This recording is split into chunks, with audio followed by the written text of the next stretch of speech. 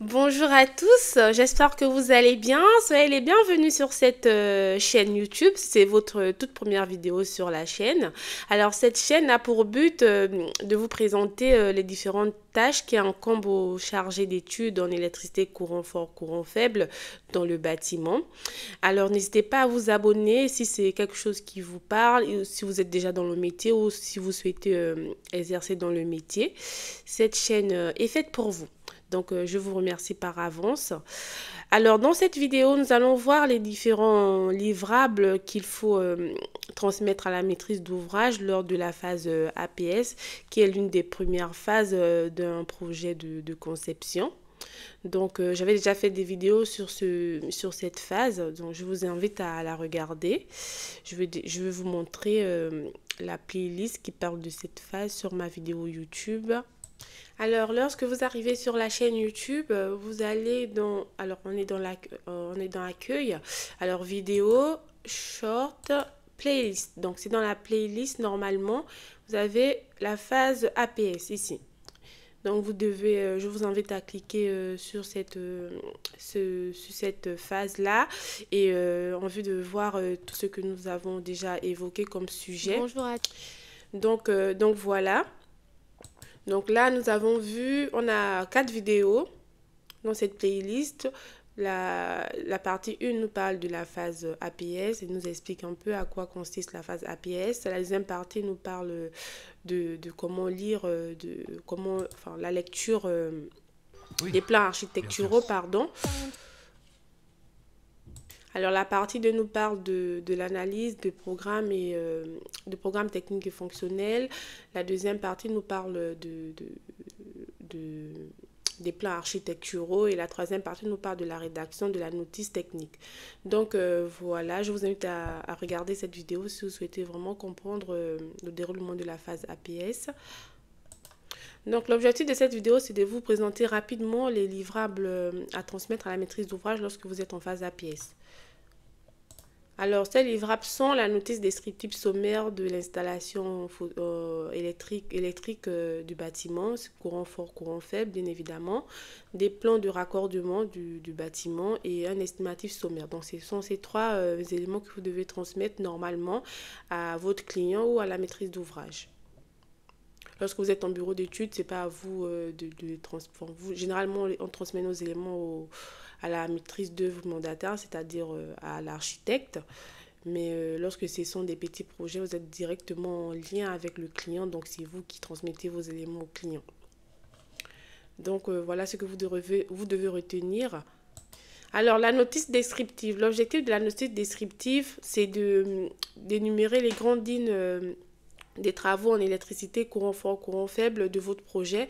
J'avais déjà fait une petite vidéo, je vous ai fait une petite capture d'écran ici, je vous invite à la regarder pour voir les informations qui doivent être indiquées dans cette notice descriptive.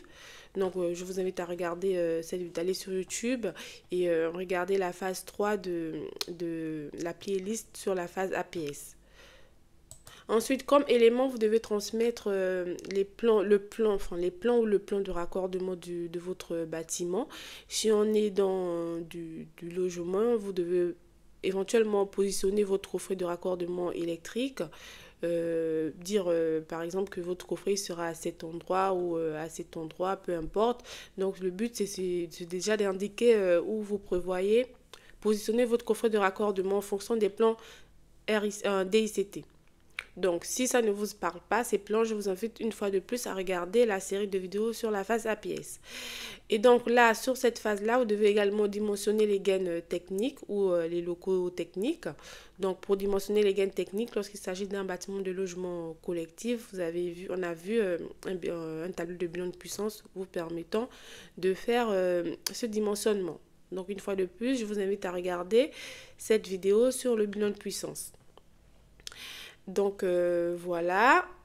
Bon, cette phase-là est un peu... parfois, ces plans-là vous sont demandés et parfois non. Mais vous devez intégrer que vous devez normalement, durant cette phase, proposer un plan de raccordement et dimensionner les locaux techniques. C'est ce que vous devez retenir ici comme information. Ensuite, le plus important, durant cette phase, quand même, c'est de présenter un estimatif au client ou à la maîtrise d'ouvrage, parce que c'est quand même très important qu'il sache combien va lui coûter ses travaux. Là, en l'occurrence, les travaux courant fort, courant faible. Donc, pour le lot courant fort, courant faible, on fait un estimatif au ratio durant cette phase, pas un estimatif détaillé. Vous devez simplement dire que au vu de la typologie du projet et compte tenu de la surface, voilà combien peut nous coûter, combien devrait nous coûter les travaux courant fort, courant faible, sans pour autant vous engager, mais c'est juste un estimatif au ratio. Donc, pour savoir comment faire, je vous invite également à regarder les vidéos que j'ai réalisées sur comment faire un estimatif au ratio lorsqu'on est dans un bâtiment de logement collectif ou lorsqu'on est dans un bâtiment ERP. Voilà, j'ai entouré ici. Je vous invite à aller sur la chaîne YouTube et à chercher ces vidéos-là et à les retrouver. Ils sont très intéressants. Donc voilà. Ces vidéos, elles sont très intéressantes, autant pour moi.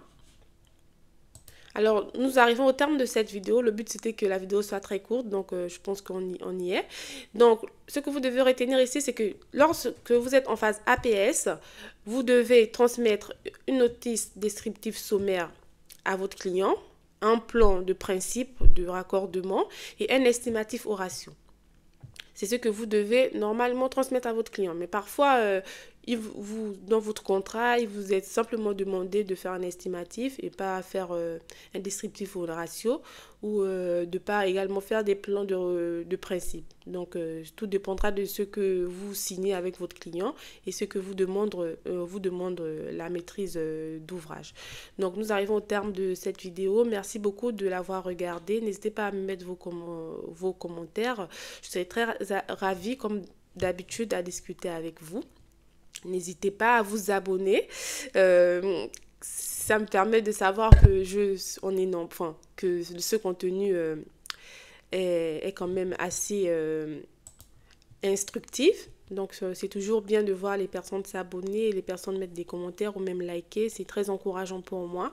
Donc, je vous remercie du fond du cœur et à très, très, très bientôt. Au revoir.